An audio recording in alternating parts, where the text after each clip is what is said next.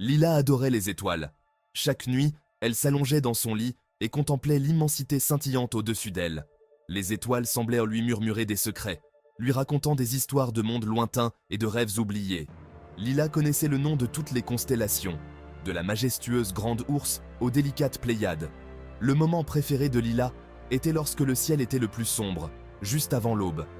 C'est à ce moment-là que les étoiles brillaient de mille feux, comme des diamants éparpillés sur un tissu de velours.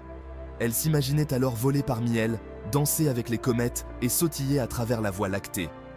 Une nuit, alors que Lila contemplait les constellations familières, elle remarqua quelque chose d'étrange. Une étoile, plus brillante qu'elle n'en avait jamais vue, traversait le ciel. Sa lumière était d'un blanc éclatant, teinté de bleu et d'or. Lila regarda avec émerveillement l'étoile tomber vers l'horizon, laissant derrière elle une traînée de poussière scintillante. Aussi vite qu'elle était apparue, l'étoile disparut de sa vue. Lila attendit, le souffle coupé. Mais l'étoile ne réapparut pas. Le ciel nocturne semblait plus sombre, plus vide, sans sa lumière brillante. Lila ressentit une pointe de tristesse, comme si elle avait perdu un ami. Lila ne pouvait s'empêcher de penser que quelque chose n'allait pas. Le souvenir de l'étoile filante, si brillante et si pleine de vie, pesait maintenant lourdement sur son cœur. Elle savait qu'elle devait découvrir ce qui lui était arrivé. Déterminée, elle se faufila hors de son lit et dans l'air frais de la nuit. Elle courut jusqu'à son endroit préféré dans le pré, une petite colline surplombant le village endormi. Levant les yeux, elle scruta le ciel à la recherche d'un signe de l'étoile tombée. Les autres étoiles scintillaient sereinement, indifférentes à sa quête. Lila ferma les yeux et murmura un souhait. « S'il te plaît, implora-t-elle, laisse-moi trouver l'étoile filante. » Soudain, une douce lueur émana de l'endroit où l'étoile avait disparu. Un escalier scintillant, fait de pure lumière stellaire, se matérialisa devant elle. Le cœur de Lila battait la chamade, partagé entre la peur et l'excitation. Elle savait que c'était sa chance de retrouver l'étoile filante. Sans hésiter, elle fit un pas sur la première marche. À mesure qu'elle montait, le monde qui l'entourait s'estompait. Le pré, le village et même les constellations familières disparurent de sa vue. Lila était entourée d'une obscurité plus complète qu'elle n'en avait jamais connue. Pourtant, elle n'avait pas peur. Elle se sentait étrangement attirée vers le haut, guidée par une force invisible. L'escalier déposa Lila sur un nuage, doux et cotonneux, comme une montagne de barbe à papa. Alors qu'elle faisait un pas, le nuage ondula sous ses pieds, faisant danser des reflets de lumière à sa surface. En regardant autour d'elle, Lila se retrouva au milieu d'un spectacle à couper le souffle. Les étoiles, plus proches qu'elle n'aurait jamais pu l'imaginer, flamboyèrent de couleurs vibrantes. Des tourbillons de poussière cosmique peignaient l'obscurité de teintes pourpres, émeraudes et rubis. Des corps célestes, certains aussi grands que des montagnes, dérivaient paresseusement dans le vide. Lila ressentit un sentiment d'émerveillement et d'admiration l'envahir. Elle n'avait jamais imaginé que l'univers puisse être aussi vaste et magnifique. Soudain, une douce voix brisa le silence. « Qui est là ?» demanda-t-elle avec une pointe de tristesse dans le ton.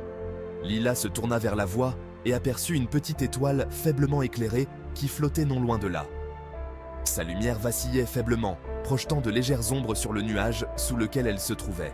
« Bonjour » dit Lila avec hésitation. « Je m'appelle Lila. Je t'ai vu tomber du ciel et je voulais savoir si tu allais bien. » La petite étoile s'assombrit encore, sa lumière n'étant plus qu'un murmure. « Je ne vais pas bien » dit-elle tristement. « J'ai perdu ma lumière. » Section 4. La forêt des ombres. La petite étoile, qui s'est présentée sous le nom de Stella, a expliqué que sa lumière avait été volée. Une créature des ombres, dit-elle, la lui a prise, la plongeant dans l'obscurité. Lila, déterminée à aider sa nouvelle amie, a juré de trouver la créature et de la convaincre de lui rendre sa lumière. Stella, reconnaissante de la gentillesse de Lila, savait où résidait la créature, un endroit appelé la forêt des ombres. C'était un voyage périlleux, semé de dangers et d'obscurité. Mais Lila était résolue. Ensemble, elles se mirent en route, Stella les guidant à travers les chemins labyrinthiques du cosmos. Elles passèrent devant des nébuleuses qui brillaient comme des joyaux iridescents et des trous noirs qui rugissaient d'une énergie invisible.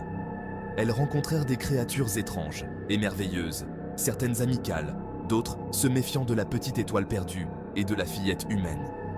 Tout au long du voyage, la détermination de Lila n'a jamais faibli. Enfin, après ce qui leur parut une éternité, elles arrivèrent à la lisière de la forêt des ombres. Un silence pesant régnait sur l'endroit, rompu seulement par le bruissement de feuilles invisibles. Les étoiles elles-mêmes semblaient faiblir de peur à mesure qu'elles approchaient, leur lumière pénétrant à peine l'épaisse canopée d'obscurité. Section 5. Un cri dans les ténèbres. L'air devint lourd alors que Lila et Stella pénétrèrent dans la forêt des ombres. Des arbres étranges et tordus se tendèrent vers elles, leurs branches nues et squelettiques. Des murmures étranges semblaient émaner des ombres, donnant des frissons dans le dos de Lila. Même la faible lumière de Stella semblait se rétracter, comme si elle avait peur de ce qui se cachait à l'intérieur. Elles s'aventurèrent plus profondément dans la forêt, l'obscurité les pressant de tous côtés. Le chemin sous leurs pieds était périlleux, jonché d'épines et de racines noueuses. Le seul son était celui des battements du cœur de Lila, fort dans le silence pesant. Soudain, un cri plaintif résonna à travers les arbres. C'était un son rempli d'une telle solitude et d'un tel désespoir qu'il fit mal au cœur de Lila. Stella tremblait à côté d'elle, sa lumière vacillant nerveusement. « C'est lui !» chuchota-t-elle, sa voix à peine audible. « La créature qui a pris ma lumière !» Suivant le son du cri, elles arrivèrent à une clairière. Au centre, blottie sous les branches d'un arbre particulièrement grand et tordu, se tenait une créature des ténèbres. Elle était amorphe, sa forme se déplaçant et tourbillonnant comme de la fumée. En son centre, maintenue captive par des vrilles d'ombre, brillait une lumière vive, l'éclat volé de Stella. Section 6. Un ciel plein d'amitié.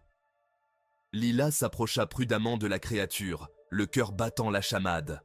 En s'approchant, elle s'aperçut que la créature n'était pas menaçante, mais plutôt mélancolique. Sa forme, bien que faite d'obscurité, semblait s'affaisser de tristesse. « Bonjour !» dit doucement Lila, la voix tremblante. La créature tressaillit au son de sa voix et se rejeta dans l'ombre. « Qui est là ?» chuchota-t-elle, sa voix résonnant étrangement dans la clairière. « C'est juste moi, Lila, » dit-elle gentiment. « Je suis venue avec Stella. » Elle fit un geste en direction de l'étoile faiblement éclairée qui flottait derrière elle. « Pourquoi êtes-vous ici ?» demanda la créature, la voix mêlée de suspicion et de peur. « Nous sommes venus chercher la lumière de Stella, » dit Lila avec franchise. « Elle en a besoin pour briller. » La créature recula comme frappée. « J'en avais besoin, » balbutia-t-elle d'une voix chevrotante. « C'est si solitaire ici.